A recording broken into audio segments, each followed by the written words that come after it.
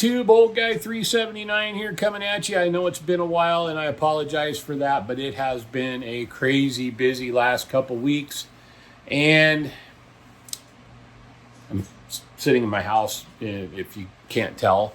I really only like to post videos when something really important, or something I feel needs to be shared. And I'll be honest with you, man, it's been a little dry in my mind here the last couple 3 weeks. So today, actually, I've been thinking about this for a little while because I've been reading this article about this just humongous lawsuit that is going against Werner over an accident that was back in 2014 in Texas. It's either 12 or 14. I don't recall. I think it was 2014. Guys, correct me if I'm wrong in the comments, please, because I don't want to just throw out false information. But what I do know about the case is it's a $100 million lawsuit for the death of one person and severe brain injuries to a young child, as I recall. And the whole details of this are: truck was traveling down the interstate, I believe on I-20. There was a vehicle coming the other way, an SUV with a family that was transporting some other friends. The SUV lost control, went through a 30-yard median, or 10-yard median, so 30-foot wide median across traffic, through the median, hit this Werner truck head on. Now, the Werner driver was a fairly new driver, but not brand new. I think he had a couple years experience. That's irrelevant. The fact is, this other vehicle lost control and hit him. Well, gee, old guy, what's the big deal? The lawyers for the people who caused the accident are using a very common idea to win this case. They think the Werner truck was going too fast for conditions.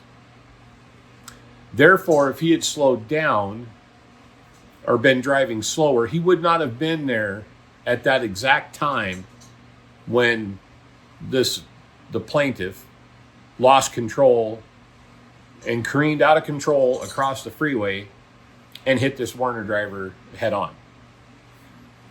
That's the argument they're using. Now, I can tell you right now from my own experience, a driver that I know was broken down just outside of Albuquerque, New Mexico, back in 2001 or 2002. He had a flat tire. Called out the TA to come out and fix the tire. He was off on the off-ramp, not on the on-ramp side, but he was on an off-ramp, off on the shoulder, 10 feet away from the fog line. So, to the center of the travel lane, probably 25 feet. And the service truck was in front of his truck with all the strobes flashing. I guess it was a drive tire that he lost, wasn't a trailer tire. Anyway, along come a minivan. The dad had fallen asleep, drifted off the road, and rear-ended the back of this truck at about 70 miles an hour and killed two of the people in the van. They sued the company he was leased to and won because he shouldn't have been where he was.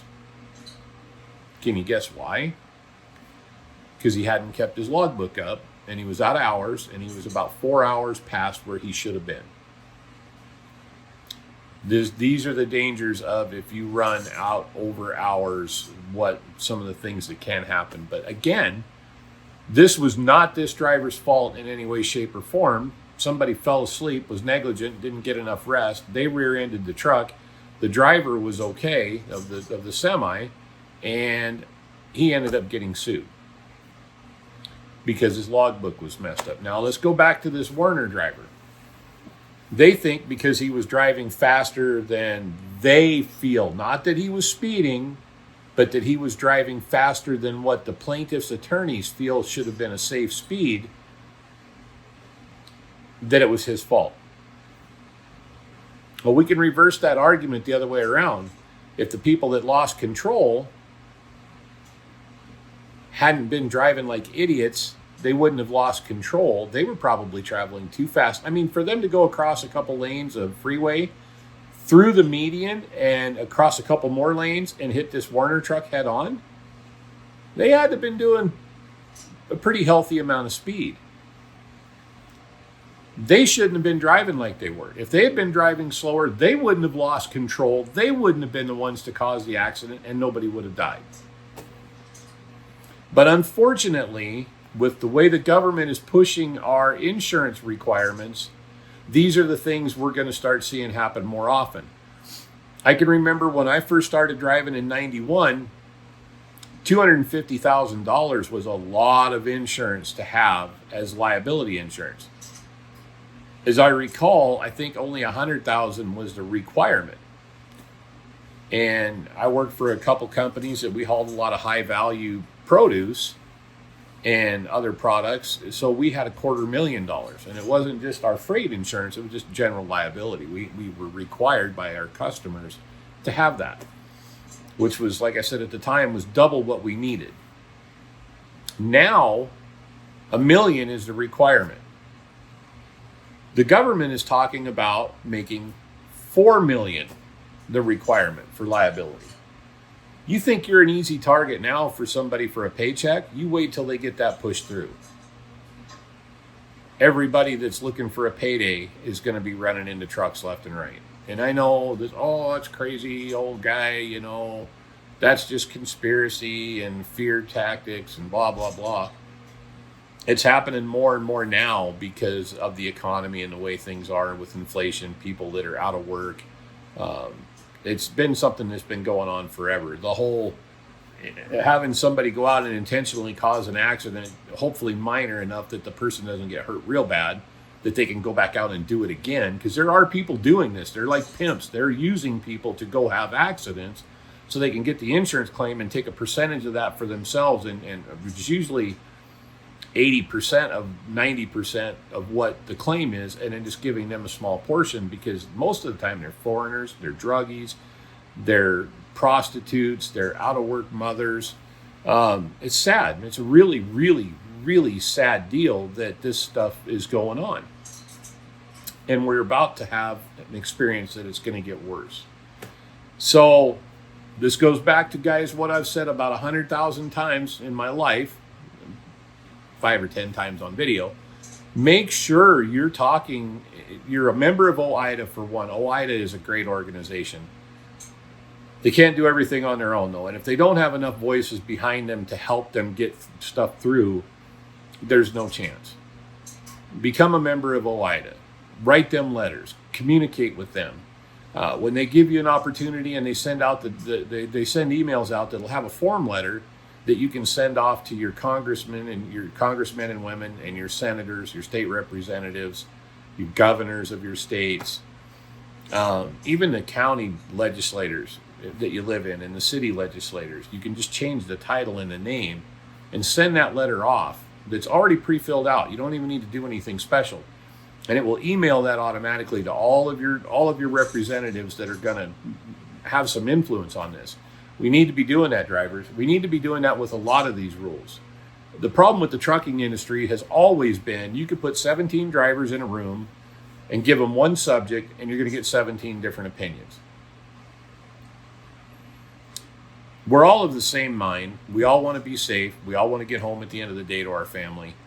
But for whatever reason, truck drivers have always been a very argumentative group. And I think it's because we're all so independent, okay? That's not a bad thing. That's actually a really good thing, because that's what drives us and makes us successful. But there are times we need to sit down and we need to come to terms and come to an agreement on things. And this insurance is one of them we really need to hammer down. Not only are they going to quadruple the requirement, our premiums are going to probably quadruple along with that. So if you're already paying $1,200, $1,300, $1,400 a month for insurance, you can just as well expect to be paying like $4,000 a month. And for a lot of guys, that's going to break them.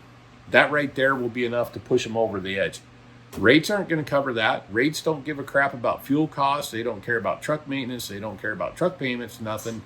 The rates that are out there, the rates that are out there, because we still are having overabundance of low budget, cheap freight haulers.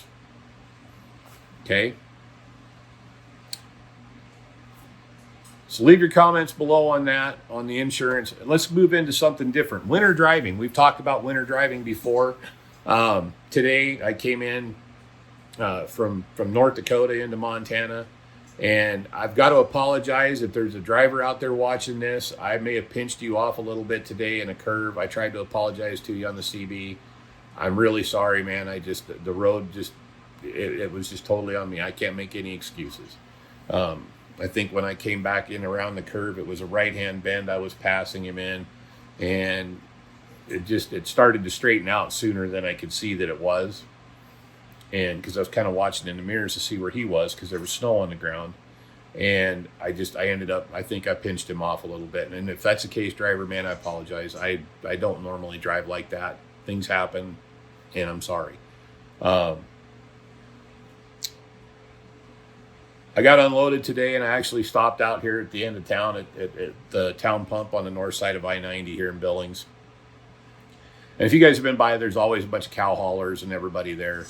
And I ran into a couple guys that I know that or one pulls hopper. There's 3 or 4 of them that were cow haulers. 2 of them were hopper drivers. But anyway, really cool group of guys. And like I said, one of them actually dealt with, when I was at the rental place, when I was at DTL, I rented his boss a truck for about 9 months. So I knew him. But anyway, while we were all standing around there talking and, just talking trucks and everything else, and it was a Middle Eastern guy. He comes over, no turban or anything like some of them wear, but came over and he goes, "Hey guys," he says, "I just have some questions." He says, "I'm a brand new driver. I've only been driving for 2 months." He said, "Do you think it's safe to drive today?" And I said, "Yeah, it's plenty safe." He goes, "Okay." I said, because it's warming up. It's over 35 degrees. It's almost 40 now. Whatever little bit of snow we got is gone. The roads are just wet. Go for it. He goes, "Okay, well, what about coming down a hill?" He said, "What should I do going downhill? Should I use my Jake brake?" And everybody there said no. And that's not a bad thing. And I said, well, there's some different schools of thought on that. I said, I'll tell you this. I said, use it at your own discretion. Cruise control, if it's icy, lay off the cruise control, lay off the Jake brake. But there's a fine line there. Like I told him, I said, you can use your Jake brake, but you need to make sure it's on low, or just don't use it at all. And I said, the other thing is watch the road. I said, if there's 2 black strips and they're real shiny, and there's a bunch of white on either side of that, drive in the white stuff. That's the snow. That's where the dirt is. That's where the traction is. I said, if that stuff in the middle is black and it's shiny and it's around 30 degrees or colder, that's ice. You don't want to drive on that. Drive in the snow. Especially if it's dirty, that's where you want to be driving at. And, everybody's like, oh, yep, right there. That drive on dirty snow. The dirty snow is where the traction is. And I said, and then, as long as you're staying in that and you've got decent traction, you can feel it. I said, you'll be able to feel it. Trust me, I said, you will be able to feel if there's no traction. Then you're safe to use your Jake brake lightly. I would say if you're really heavy, you can use your Jake brake on high. If you're really light, use your Jake brake on low or not at all. I run mine quite a bit, but then again, there's, over 30 years of experience versus 2 months. And it was just the coolest thing that he came over and he was talking to us. And when we were all said and done, we stood there and we BS with him for about 15 minutes. And he said, he says, I've tried talking to guys. He said, most of the time they won't even talk to me. He said, I really appreciate you guys actually taking the time to discuss this with me. I'm like, that's what we're here for. Us old guys, we're not all a bunch of a-holes that just stand around and talk about the good old days. Drivers, if you want to learn something, you have to come to somebody with some humility and say, hey, I don't know. Can you help me? And if you get attitude from the guy, go find somebody else. Screw that guy, okay? He ain't going to help you anyway. He's of no assistance to you. He's a useless cull in my book. But most guys that have been driving truck 5, 10, 15, 20 years or more, if you come to them and you're humble, not being a cocky a-hole like so many of these young guys are, I can guarantee you are going to get help and you're going to get some good advice. Sometimes you're going to have to weed out the good advice from the BS. There are some guys who just cannot, like we had a guy standing there with us, super nice guy, but you could tell, man, he was one of them guys that likes to tell stories, and he was off on some freaking tangent, and I'm like, don't listen to him, But just, man, don't ever be afraid to come up to us and ask us, ever. Just say, hey, hi, I'm so-and-so. Shake hands. Introduce yourself, man. Give us your name when you come up. We need to get back to that. That's something I really miss as a kid. You'd see your dad or somebody walk up and say, hey, I'm Wayne. How are you? Oh, John, nice to meet you. We need to get back to that, guys. And I'm not ranting on this. I really think that's a lost art. That's a lost form of communication. This high-speed internet text message world, very informal. You go to shippers and receivers now, and everything is done over your phone via text and email and through the website. We got to get back to that where at least we talk to each other. Okay, if we ever want to see improvements in this industry, regardless, and I don't care, I talk to everybody. I have a problem with some of the foreigners that are out there because a lot of them, let's face it, man, they don't read English, they can't speak English, they can't read the signs, they don't understand the traffic laws, and they're just doing what they did back in their home country. But there's a lot of them that are really cool dudes that really want to learn and want to be better than what they are. And they're hindered by their language barrier, or they're hindered by just their appearance, where they're from. I don't really care. I don't care about that. My personal side, I talk to everybody. And I love talking to people from other countries. I love learning about their culture. But I'm not afraid to also call somebody out. And I don't care where you're from. I will call you out. There was a guy leaving the Flying J at Beach, North Dakota yesterday morning. I had some choice words for him, and he gave me a dirty look. He come through the parking lot doing like 35, man. He went up, out and around, out of the fuel island, around behind all the trucks. As I was coming in, I could see him go around. And I hollered at him on the radio. I'm like, slow the F down, man. What is wrong with you? And as he was going by, he just, flipping me off. And I'm like, hey, dude, this is not a racetrack. This is a parking lot. There is a difference. It may not be that way in Pakistan or wherever it is you're from. And he goes, I'm not from Pakistan. I'm from India. I said, oh, so you speak English. Good. Slow the frick down. Well, I got to go. I got things to. We all have places to go. We all have things to do. Being safe doesn't preclude that or come at expense to your being in a hurry.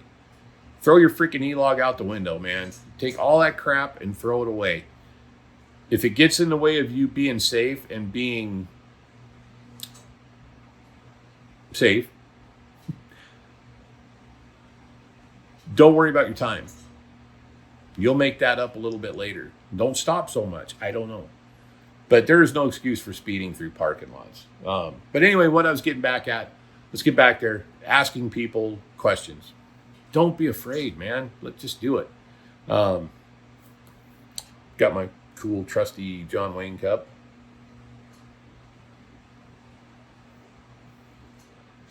Drinking some tea. I couldn't get coffee to come out right today for whatever reason. We talked about hobbies. One of my hobbies is actually I like to sew a little bit. I made a door pouch to go on the inside of my sleeper side door. So I've got pockets on it here, places to put stuff. It's very rough, but I think it'll be cool. We'll see how it looks. I found some green that kind of matches the frame on my truck and the black. So that's what I've been doing this evening. But, again, write your senators, stay in communication, keep up on current events with what's going on in the trucking industry. And do me a favor. Other YouTube guys, there's a channel, Trucking and Politics. go watch his YouTube channel. That guy is really cool. He's a little slow when it comes to the way he speaks, but he's very thorough and methodical, and I love watching his videos. He's very well informed, and when you're done watching his videos, you come away a little bit smarter than when you started. The other channel I really want you guys to go check out is the Kindred Trucker, Jana over there. Super sweet gal, neat lady. Has a little different outlook on the trucking industry than I do, but she's coming at it from a new driver perspective who got into the industry to make a living in it. And, you know, let's face it, some of these big companies make it very difficult. I want to make a living in this, don't get me wrong. I'm in it for the money, but I'm in it more. I can't even explain it, man. I love what I do. I love the trucking business, and I love trucks, and I love to drive, and I love driving a fancy truck. You know, I'm more passionate about just the whole, I don't know, just everything about trucks and trucking. I'm totally into it. I love it. It's great. I'm very passionate about it. And to quote Long Haul Paul, you know, I'm in it for the ride. I'm not really in it for anything else. I'm not in it for the prestige or anything. I just love the rides. I forget where I was. Oh, I was getting fuel. Was it yesterday morning? Yeah, yesterday morning, early over in St. Michael, Minnesota. And it was dark, and, you know, you're just off the freeway just enough you can't really see the freeway. And I heard a couple guys go by. One of them, super cool, low rumble, straight pipes. You know, you could tell it was an older cat. And then just the tires howling on the concrete. And then another truck come by a little bit later. You could kind of hear the engine, but you could really hear the tires just howling on that concrete. Man, I don't know what it is. That is like music to my ears. I don't know how you guys are. But that is one of the coolest things. This video is going to go a little long. I'm going to stay on here for just a few more minutes and talk about stuff like that. You know, a lot of guys are into, you know, the booming stereos and all that. And I love listening to music out on the road. Don't get me wrong. And I like old time radio shows. That's probably two of my favorite things is music and the old time radio shows on Sirius on channel 148. But there's a lot of days I will spend a good majority of the day with the radio turned off. And the CB turned down. I mean, nobody talks on it anymore. Anyway, I might as well not even have the dumb thing on, but I do like to have it on just in case. But I love just listening to the truck. I rode a bike for a while, motorcycle for a while. Never had a street bike until 2020. Rode it until 2022 and ended up selling it. It actually stressed my wife out really bad, me riding it, because she worked in radiology for a while and saw some of the quite literal basket cases that came in after motorcycle wrecks. But everybody's like, oh, you're going to put a radio on your bike? You're going to put a radio on your bike? I'm like, heck no. I just want to hear the bike. I want to hear the wind. I want to hear all the noise around me. If I wanted to listen to a radio, I'd drive my car, you know? And there's something about vehicles and the sounds they make and learning, you know, what sounds are right and what sounds are wrong with your truck or your car or your motorcycle. Because I can guarantee you can get in two different trucks that are exactly the same, or two different cars, or on two different motorcycles. Things are going to feel and sound a little bit different. They could have been made one right after the other on the assembly line, and they're going to be a little bit different. But I love that. I love that, learning how my truck works, what RPMs are the best for each gear at each speed with each load. You know, because if you drive long enough, especially if you're having to actually shift the transmission and work the engine like you should. Now, with the old mechanical engines, it was even more important than it is with these electronic engines, because the electronic engines, they make up for a lot of stupidity, or a lot of mistakes, or whatever, however you want to call it. They're not going to let you burn them down. You're not going to melt the turbo off of one of these new electronic engines like you could off of an old mechanical engine. It can still be done, but if everything's in stock form, it's really tough. As it starts seeing the EGTs getting really high, it'll start cutting fuel back. It'll make you lose power before you can really do a whole lot of damage, stuff like that. But to really understand how your vehicle works it's like having it's going to sound corny. It's like it's your lover. You've learned, if you've been married for a long time, you learn what each other likes, what they don't like, with your significant other, what kind of food they like, what does this, what turns them on, what turns them off, what makes them happy, what makes them sad and angry. It's the same thing with a truck. If you approach it with that sort of passion and that sort of understanding, driving a truck goes from being a chore to being a lot of fun. My son made the comment the other night. He goes, Dad, it was a couple weeks ago when I was home last.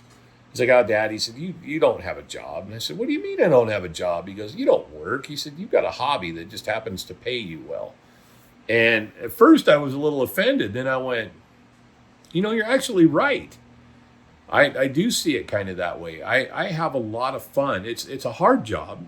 What we do is not easy in any aspect in the trucking industry, really. It's not an easy job, but it's also not a hard job. There's not a lot hard about it if you've got a little bit of common sense. The hardest parts, of course, the long hours of sitting down. And it used to be the long hours of sitting down followed by busting your butt getting unloaded because we unloaded our own stuff. And then long hours of sitting, and then long hours of unloading or loading, and then long hours of just constant, my shoulders, my knee, my back. I've got issues with my left ankle. An auto shift truck would probably be good for me, but I just can't put myself in one. I'll deal with it. I deal with the pain. It does hurt. My legs do hurt.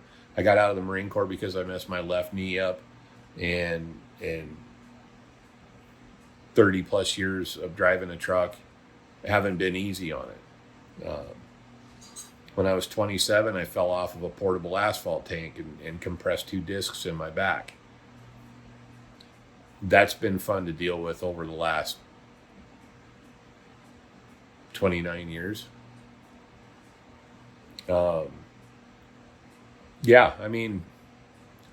My shoulder, I had to have my shoulder worked on in 2018 from all the years of driving down the road. And what happened was I got a bunch of calcium built up in my tendon that runs across that part that holds your bicep up and runs across over in front of your brachial plexus nerve. It was so calcium filled that it was actually pinching the nerve off, and I couldn't even hold up a cup of coffee. They had to go in and clean all that up and cut the tendon, and it was a mess. My left shoulder, I'm noticing now, is starting to kind of have some of the same issues. But I'm also getting old, and I've also been very hard on myself. Compared to what I do today, what we did 30 years ago would be like comparing what train engineers do now to versus what train engineers did in the 1930s. It was a whole different process, man. It was a lot more work. It was a lot more labor intensive, manual, everything. And that's kind of, I think, a disconnect between guys who are just starting in the industry now versus when I started. There's a huge disconnect because guys now, let's face it, I can't fathom what my dad went through. My dad was born in 1930. I can't really fathom what it was like to be alive during the Great Depression, during the Dust Bowl. And I think the same thing is there's enough of a distance now, of gap in there between my generation and the youngest generations.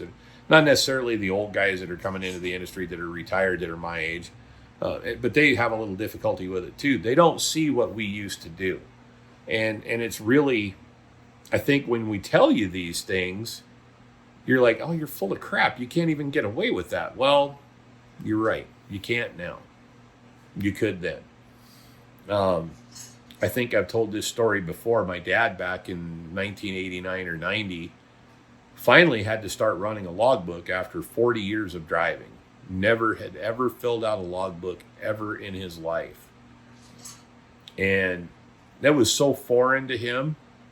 But to talk to like our safety director that was at Diversified Transfer and Storage, Frank's a great guy, but to talk to him about that, he's like, how did he ever get away with that? I'm like, they just didn't check. You know, he never ran outside of Washington, Oregon, Idaho, and western Montana, and went to out BC and Alberta once in a while. They just never checked. It wasn't a thing. You know, it's kind of like all the cameras everywhere now. Every state you go to has cameras. They've got you every which way coming or going. It's hard to get away with anything anymore. And to think that, you know, we used to get in a truck and leave Spokane and drive to Detroit in 2 days is just unheard of by today's standards. You just wouldn't do that unless it was a team. You know, there's guys out there still doing it, but I mean, the majority of your average driver would never consider that. What do you mean you did, 2,100 miles in 2 days, or, all day Saturday, all day Sunday, and whatever little bit Monday morning you had to get there on time? It's just unheard of. It's not things that are done. And we did a lot of that. And a lot of that was because I like to stay home an extra day. So it wasn't like I did it because anybody was pushing me. I did that on my own.